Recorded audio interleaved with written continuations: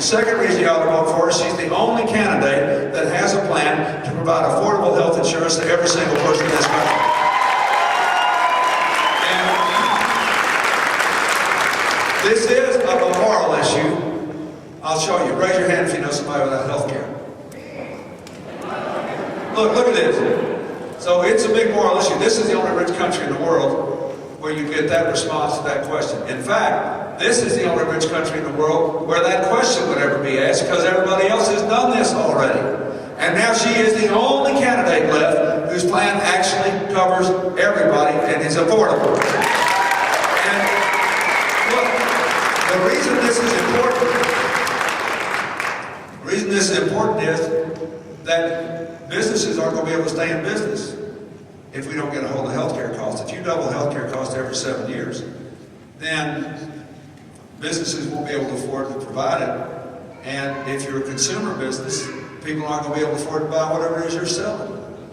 There's a reason that Walmart, the biggest non-union company in the country, stood on a stage with the SEIU, the most liberal public employee union in the country, and both said we have to have universal health care. They know we cannot preserve the economy if we don't get a hold of health care costs. All right. Now, there's a reason that all these doctors that historically have been skeptical of universal health care have joined the nurses. The American Nurses Association endorsed Hillary for president because she got the best health care plan. The doctors are there. Why? Because they know 30 cents of every dollar you pay in health care costs goes to paperwork. And their lives are being taken over by paper instead of patients. So if they want to practice medicine, they're going to have to get rid of these costs. The only way to do that is to insure everybody. Give everybody, Hillary's plan is give everybody the chance to buy into the same plan that covers members of Congress and their families, federal employees and their families. If you like what you have, you can keep it. If you don't, well, if it's good enough for our family, it's good enough for yours. And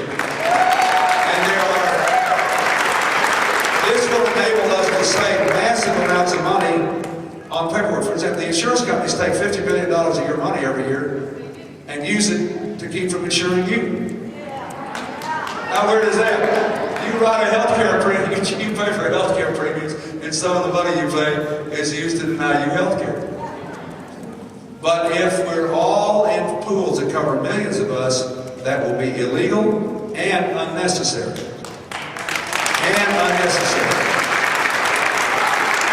Because there's so many thousands of different policies covering different sized people covering different things, that's why the paperwork cost is 30 cents on the dollar. We can save almost $200 billion just by fixing that. And we can use that money to provide subsidies so everyone can afford health care. Under her plan, I admit, everybody has to buy. Under his plan, you only have to buy for your kids. You'll never get control of the cost unless everybody's buying. You never do it. But nobody will ever have to pay more than a certain small percentage of your income. So if the health care premium is more than that, you get a refundable tax credit from the government, from the savings. We recycle it to make sure everybody can afford to buy in. This is imperative to make us a better country, but it's imperative if you want to get the American economy back in shape. We cannot continue on the push economy unless we improve education for our kids. Hillary wants universal pre-kindergarten. She wants a dramatic rewrite of that No Child Left Behind law.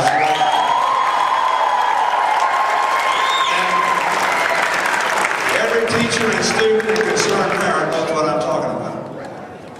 No Child Left Behind says we're going to reach international levels of excellence by giving our kids 5 years of tests, 5 years in a row, and giving the Biloxi School District money based on how the kids do on the test. Right? And then they wink at you and say, but don't worry about it too much, you can pick the test in the passing school. Now, I wasn't very good in physics in high school. I would have killed to be able to write my test in passing school. I'd pick 10 easy questions and say, if you get 2 right, you're home, baby. But think of this. Okay, we know we need to improve our performance in science and math and foreign language. If we wanted to do it with a test, we'd pick a hard test with a high score. If we did it here, Biloxi would lose all its money and the whole program would collapse. It's already an unfunded mandate.